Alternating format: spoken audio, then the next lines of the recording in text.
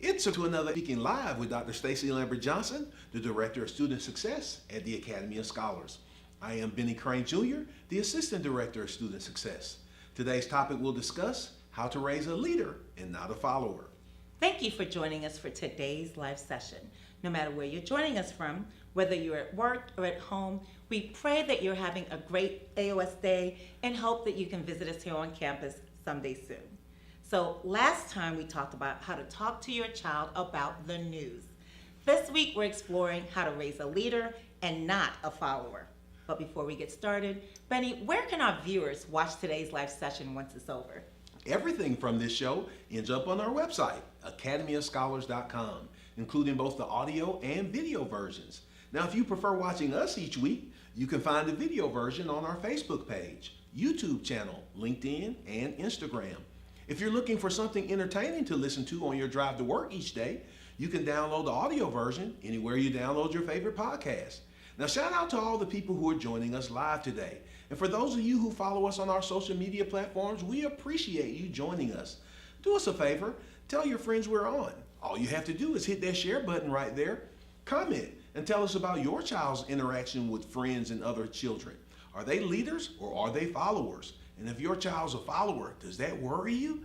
Tell us. We want to know. So, Benny, one of the highlights of my day as a Nana is when I talk to my 4-year-old grandson about his day. I always ask if he was a first-time listener and did he make good choices? The same thing we talk to our scholars about. Yes. Well, one particular day when I asked him those questions, he responded that not only was he a first-time listener and made good choices, but that he was also a leader and not a follower. Wow. That really blew my mind because I had never had a conversation with him about being a leader and not a follower. But I found out later that his mom and dad, they had that conversation with him, which of course led me to today's topic, Right. How to raise a leader and not a follower. Wow. Now, when we as parents think about the ideal character traits we hope our children will have, being a follower is never high on that list. We hope that our children will have the confidence and self-determination to stomp out peer pressure by standing up for themselves and not blindly following the crowd. When things get tough, we hope that our children will have the courage and mental strength to take a stand against negativity and avoid making bad decisions. Stacy, my father used to tell me and my brothers that he was raising generals and not sergeants, which said to childhood me that despite the importance of the role of the sergeant in the military, the general was the highest ranking officer. He gave the directives, and this was the expectation of me and my brothers. Now, similarly, I found out recently that my late father-in-law used to tell my wife and her brothers and sisters that he was raising chiefs and not Indians. Wow. Now, I don't think these two great men were being insistent that their children be at the top of a rank and file by saying these things. If we could roll back the camera on these conversations, I'd be willing to bet these statements were being said after we had done something to make them think that we were being followers. Right. And I don't necessarily think that they were decrying being a lower rank either. I think they were more so saying what you were saying, Stacy, that they wanted us not to join in with friends when they were making bad decisions. Yeah, I think so too. So the reality is that our children often give in to the pressures of fitting in and conforming with their classmates and peers. And guess what? This is developmentally appropriate. Yes. According to the stages of psychosocial development, up until the age of about 20 years old, our children are still working on mastering complex tasks, such as developing trust, becoming independent, learning to take initiative, and finding a healthy identity. So it's easy to see how our children can get caught up in following others. Plus, not everyone can be a leader, right? Right. I mean, someone has to follow. The goal is to make sure your child is making good choices for themselves, whether they are a leader or a follower, because they are those who are leaders, but in a negative way. Yes, Stacy. In fact, Parents, every time your child makes a bad decision, isn't because they're following. Sometimes the other kids might be following your child. So even though we're talking about raising quote unquote leaders instead of followers, I really think as parents, we're really worried about wanting to be sure that in the moment of truth, our children will make the right decision, which is overwhelming to think about. Will my child follow other children into the abyss? As daunting as it may feel, however, all hope is not lost, parents. There are ways that parents can ensure that they develop qualities in their children that will assist them in reaching their full leadership potential. Here are 5 steps you can take to help your child develop self-awareness, avoid following the crowd, and become a real leader. And keep in mind that these 5 steps aren't meant to be a magic pill for raising a child who will run for class president or want to be CEO or will want to be a general in the military instead of a sergeant. But these 5 steps will help prepare them to make good decisions when they're away from you. Yes. The first step in raising a leader is to discuss and explore values and choices at home. Our children's first experience with independent thought actually starts at home. They begin to use their voice when it's time to go to bed, when deciding what to wear, or when deciding what they will or won't eat, to name a few. Having these battles with your child can be annoying, but they lay the foundation for how your child identifies their ideas and learns how to voice them. Experts advise that you should talk to your child about what they believe in and why, even when it comes to minor decisions about their preferences. If your child is clear on what they believe, they will have an easier time communicating and standing up for themselves outside the home. Stacy, my son doesn't like chocolate or shrimp, which absolutely blows my mind because his parents and sisters love chocolate and shrimp. Now, tell me, what's better than a warm, soft chocolate chip cookie, huh? A warm, soft oatmeal raisin cookie, Benny. Now, you know what? He'd agree with you, which is crazy because he won't eat raisins by themselves. But he has been asserting his independence from eating them since he could talk. And no matter how many kids at school eat the brownies or drink chocolate milk or how much his family loves these things, he's always resisted. He just refuses to like them. Now, who knew this was the beginning of leadership? Who knew? Second, encourage role playing. We say this often, but it's been proven that practice builds progress. When it comes to child development, parents can be a great guide for children as they learn how to assert themselves. Role play accomplishes 2 things. It allows adults to see into their child's mind and guide them in healthy ways, and it allows children a safe space to explore their ideas. You can practice self-advocacy and assertiveness with your child in the safety of your own home because these are skills that can be learned. An interesting thing about role playing is that we learn best when we feel like we can be ourselves. When done effectively, children learn how to follow their gut and explore areas that are of interest to them rather than just following the crowd. To begin using role play in your home and to get your child to actually try it out, ask your child to share stories from their day where they felt they could have made a different decision and role play how that could look. What a great decision, a great suggestion there. And you can do this with your older children too. Most of our kids have cell phones, and you can tell your children to use you to avoid bad situations. Have them call you and say, "You're on the way right now? Why? I'm not ready to go yet." And this could be a signal to you that they're looking for an escape hatch. Wow. Practicing something like this would really help them if they're feeling uncomfortable about saying no or "I don't want to do that" to a friend. Wow, I wish I had that advice when I was raising my kids. Yeah. But I'm a nana now. You're a nana so now, yes, I can use it for that.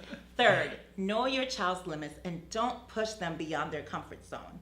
In order to develop leadership qualities, parents must be aware of who their children are and help them stay authentic to who they are.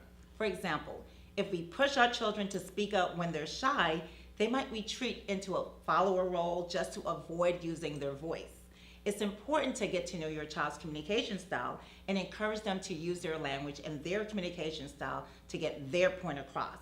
As parents, we can help stimulate the self-awareness in our children by knowing and honoring our children's strengths and helping them to acknowledge their weaknesses. We can help our children define their own sense of style and individuality so that they do not feel the pressure to conform to the crowd.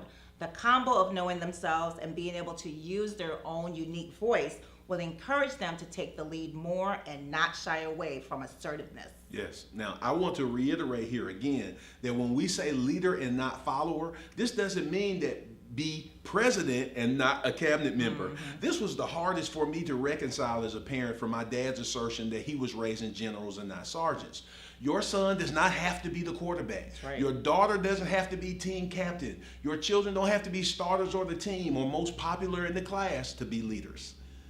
I think you're gonna have a lot of parents saying, "What? Any brain?" Fourth, model how leadership looks. Not all leaders are perfect and without fault. We must remember to acknowledge the struggles that accompany leadership and independence. As we discussed in Scholarly Speaking Live, episode 44, it's important to let our children fail and allow them to make mistakes and problem-solve solutions. Through this process, our children will inevitably learn that sometimes thinking for themselves will lead to hardship and failure, but it's in those moments of trial and error that they develop the leadership qualities that we desire for them. We can also model how it looks when we lead so that they see what that learning process looks like in real life. Having actual examples of how leadership looks can also help manage unrealistic expectations. Yes. Make a point of telling your child about the meeting you led at work or the event you spearheaded at church.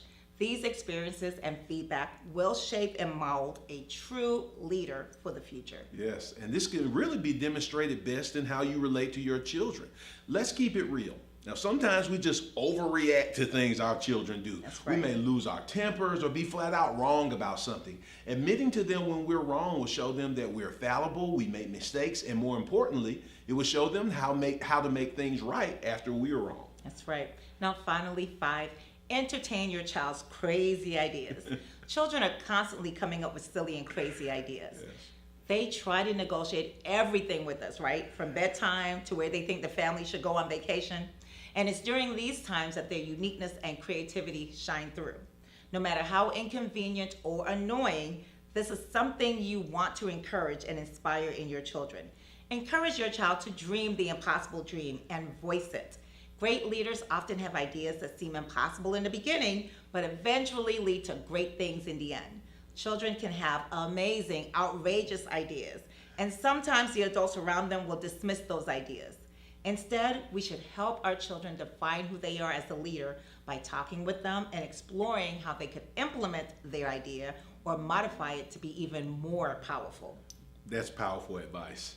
Everything our children say to us does not need correcting or redirection. Sometimes the best answer can be, "That sounds like a good idea. I can't wait for you to do that." Absolutely. Additionally, parents, remember that your children are determining whether or not you're safe to talk to. If you treat them with respect and create an environment where you let them know how much you love to hear their thoughts and ideas, they'll continue to share them with you when they're older. You'll have the opportunity to help them develop the confidence to stand up for what they believe, even when that means standing against the crowd. That's when they become leaders, not followers. Well, what do you think? What strategies do you use to ensure that you are raising a leader and not a follower? Have you used any of the recommended steps that we shared today? Did you learn something new from today's episode? Comment and let us know your thoughts on today's topic. And if you're looking for more information to help you raise a leader, go to our website at academyofscholars.com/scholarly speaking resources. In the meantime, we suggest you check out the book, Raising Leaders, Using the Principles of Parenting at Work to Become a Great Leader and Create Great Leaders by Wendy Bourne. This book is ideal for parents who enjoy reading self-development books and are leaders at their job. Bourne's book shows the practicality of how great leaders in the workplace often exhibit the actions and considerations parents are known for. Now, just like parenting, leadership is difficult, challenging, and rewarding, and raising leaders can help with both. It's packed with fascinating case studies and practical advice that will help you as a leader and a parent trying to raise one. And remember, no matter where you live in the world, you can give your child access to an exceptional Christian affordable education with the Academy of Scholars Premier Online Learning. Not only does the Academy of Scholars give your child the opportunity to engage in school at their own pace, but we also provide a comprehensive curriculum with classes like coding and computer science that will have your child excited about school each day. The Academy of Scholars Premier Online Learning is the online school you've been looking for. Well, we hope you enjoyed today's live session. To learn more about our amazing school, the Academy of Scholars, please go to our website at academyofscholars.com. Join us next week as we continue our live discussions. Next week, we'll be talking about how to stop your child from whining. We need to charge for that one. I know, right? Until next time, I am Dr. Stacy Lambert-Johnson. And I'm Benny Crane Jr. Saying Goodbye and be blessed. The Academy of Scholars. Exceptional, Christian, affordable.